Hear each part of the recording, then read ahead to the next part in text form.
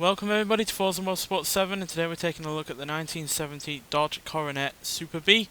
Now this was produced between 1968 and 1970, and it was a derivative of the 5th generation Coronet.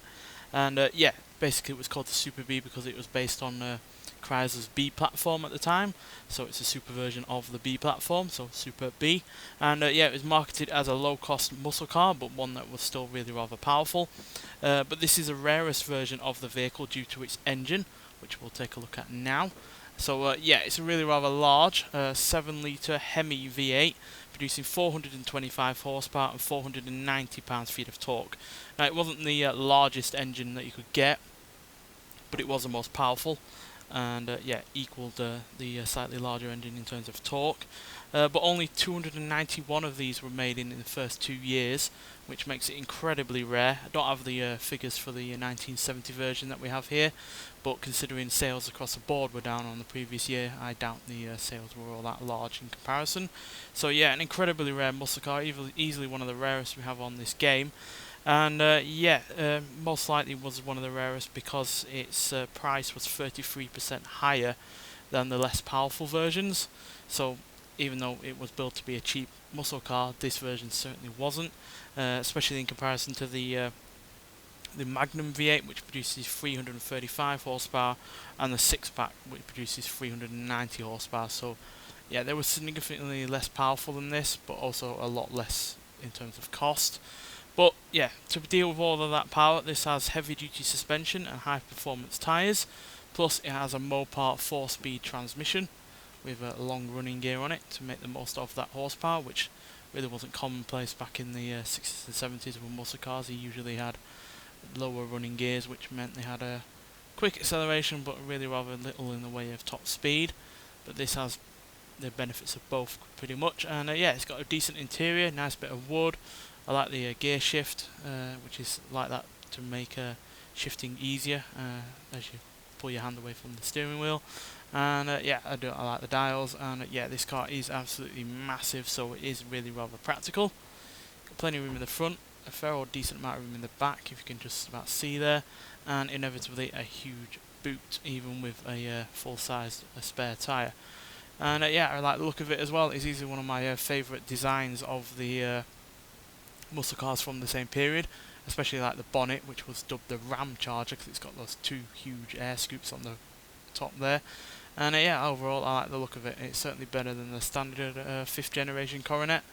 And yeah, I like also the fact that it comes with this Super B decals, and the fact it had several rather outlandish colours like this purple here, which certainly set it apart from the other cars from the same period in terms of their car colours. Most weren't anywhere near as outlandish as this, so yeah. But nonetheless, let's get out onto the track and see what this car can do. Right, so we're at Road Atlanta for one lap on the full circuit, because like I said, this has a long running gear, so top speed is not an issue, which it normally is for muscle cars on a track like this.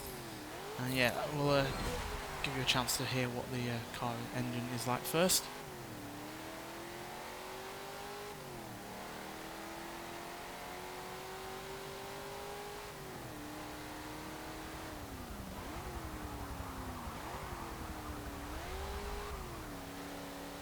So yeah, it's your typical sounding Hemi V8 from the period. If you've listened to any Charger or Challenger from the same time, then you'll know exactly what you're getting in for in terms of engine noise.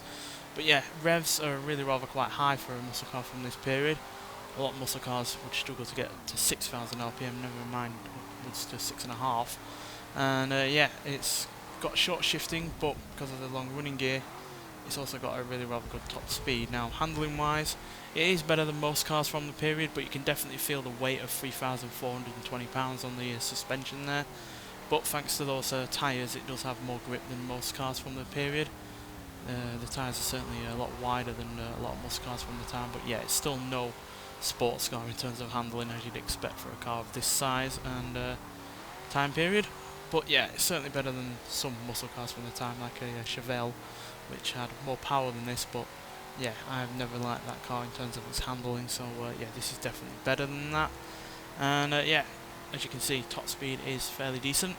It's also got a good acceleration in terms of 0 to 60 in 5.283 seconds, 0 to 112.8 seconds, and it will eventually get onto a top speed of 162 miles an hour. Though, yeah, the acceleration on this does tend to slow down a fair old bit once we get up to the higher rev limits, but yeah, it will eventually get there. But even so, it's still got a higher top speed even before that than most muscle cars from the time. So yeah, I really do like this car. It's easily one of my favourite muscle cars, and I feel like it's really rather underrated, which I guess is no surprise considering it was only around a few years, and the 1971 version, which was radically restylized, was only around for 1971. So yeah, it's probably gone under the radar because how rare it is, especially this Hemi version. Like I said, only a few hundred were made in comparison to the 6-pack and the Magnum. So yeah, it's definitely a muscle car that you should try out if you haven't already. It's easily one of my favourites, probably top 10 muscle car overall in terms of this game, though obviously we've had several other muscle cars in previous Forza games that have yet to have been put back on other Forza games, which I hope is not going to be the case for Forza Motorsport 8 whenever that eventually releases. But yeah, I'm hoping this does again make a return to the Forza series, because yeah, it is fantastic and it is easily one of the more outlandish and certainly rarer muscle cars from the time period. Nonetheless, thanks for watching, and I'll see you in the next one. Bye.